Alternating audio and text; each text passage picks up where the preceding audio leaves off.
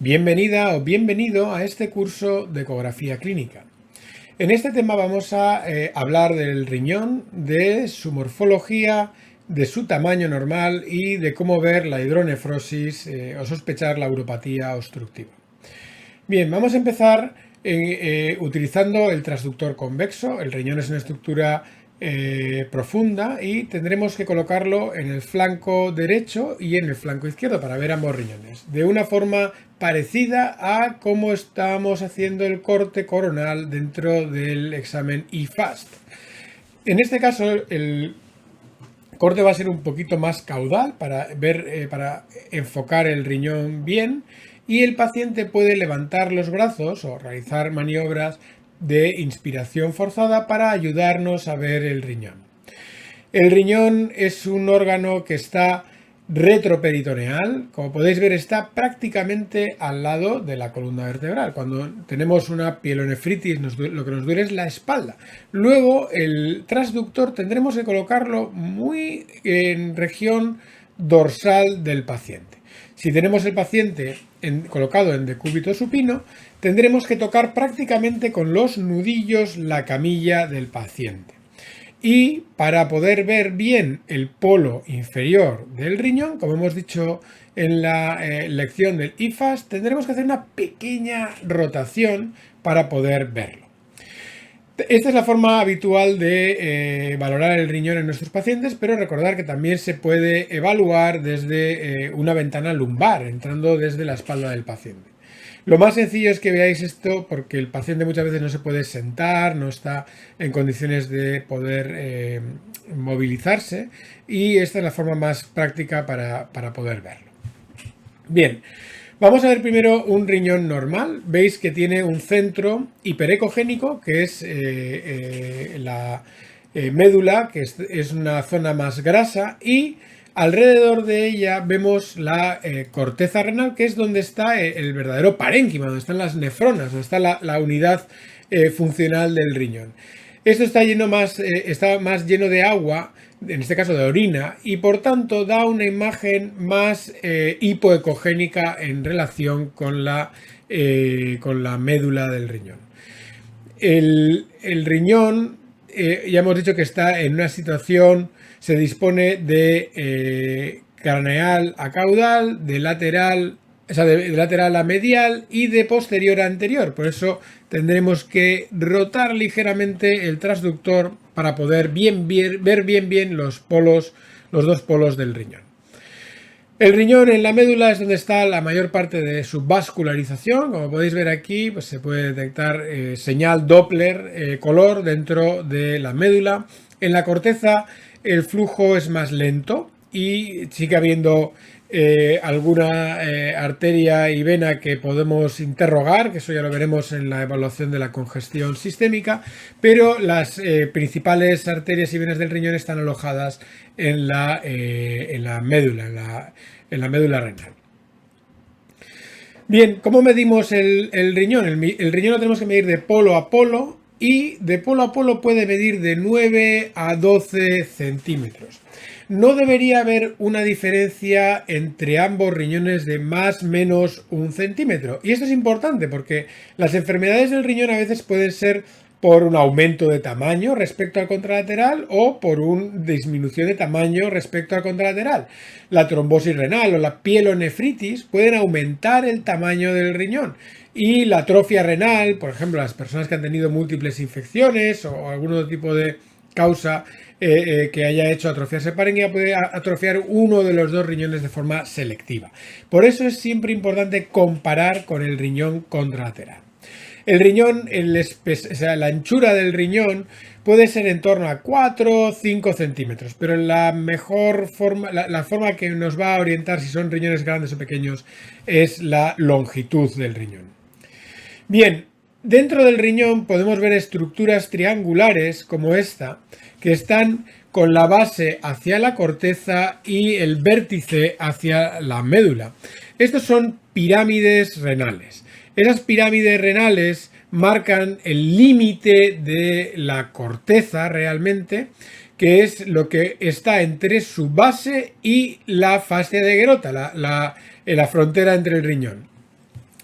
Eso es realmente el espesor cortical. El espesor cortical es una medida que está relacionada con la función del riñón. A medida que el riñón va fallando, a medida que se va adelgazando esa corteza, entramos en insuficiencia renal crónica. Este diámetro puede oscilar entre 0,7 y 10 milímetros. Eso sería lo normal. Por debajo de ese diámetro hablamos de un riñón probablemente atrófico y será un paciente que probablemente tenga un cierto grado de insuficiencia renal. Bien, hay veces que con el envejecimiento del riñón la corteza se empieza a desdibujar, empieza a estar un poquito más hiperecogénica y a veces resulta complejo ver estas pirámides en personas ancianas. Y lo que podemos ver es el diámetro entre la distancia entre la médula y la fascia de Gerota, que en este caso es una distancia que normalmente debe ser más ancha, de ser en torno a 1,5 o 2 centímetros, es lo normal, pero también es un poco más variable en las diferentes zonas del riñón.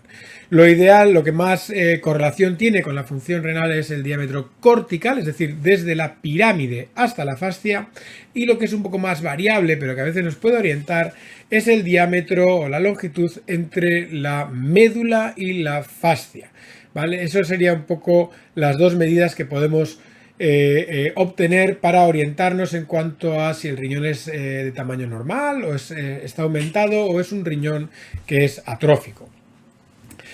Bien, vamos a hablar ahora de la hidronefrosis. La hidronefrosis, la imagen que os tiene que dar grabado en la cabeza es como si fuera un árbol. Lo que va a hacer es ensanchar de una forma ramificada la pelvis renal. Aquí vamos a ver diferentes estadios de hidronefrosis. En los iniciales solo vamos a ver una pequeña dilatación de la pelvis renal. Posteriormente vamos a empezar a ver una dilatación que se distribuye en los diferentes cálices y finalmente esta dilatación llega prácticamente a tocar las zonas de la corteza y a adelgazarlas. Bien, si os fijáis la imagen, si la veis un poco rotada, se asemeja a un tronco de un árbol con ramas y luego ya vemos la copa del árbol en los estadios más avanzados de hidronefrosis, que sería ya prácticamente los que ocupa parte de la corteza. La gradación no es tan importante como el hecho de poder detectarla. Es decir, cuando nosotros comparamos con radiólogos, si somos capaces de detectar hidronefrosis de una forma cualitativa, si existe o no existe, somos muy fiables. Sin embargo, cuando intentamos acercarnos al estadio de hidronefrosis es más variable y realmente no hay una traducción. Es decir, el enfermo que tiene una uropatía obstructiva puede ser más grave o más leve y eso va a tener que ver con las secuelas que puede dejarle, pero la actitud o el cambio de manejo es en el hecho de tener o no tener uropatía obstructiva. Bien, vamos a ver imágenes. Esto es un riñón normal, que esto lo hemos visto antes. Es un riñón cuya pelvis es completamente hiperecogénica, no vemos nada que la desdibuje. Vamos a ver ahora un riñón en el que la pelvis está dilatada, hay una imagen anecogénica y ramificada. Esto es importante. La hidronefrosis debe de conectarse con los cálices de la pelvis renal y no puede ser una imagen única, debe ser una imagen como si fueran las ramas de un árbol. Esta imagen podemos llegar a verla ya prácticamente llegando a la corteza y ocupando y adelgazando prácticamente la corteza. Si os fijáis bien en esta imagen, se puede seguir también el trayecto del uréter en la zona más profunda, más medial de la imagen. Todas estas imágenes anecogénicas están conectadas entre sí. Fijaos la diferencia entre lo anterior y esto. Estos son imágenes anecogénicas redondeadas, distribuidas en áreas diferentes del riñón y ninguna está conectada. Hay algunas que están en la pelvis, como podéis ver, hay otras que están en la corteza, como esta imagen de aquí, pero no están conectadas entre sí.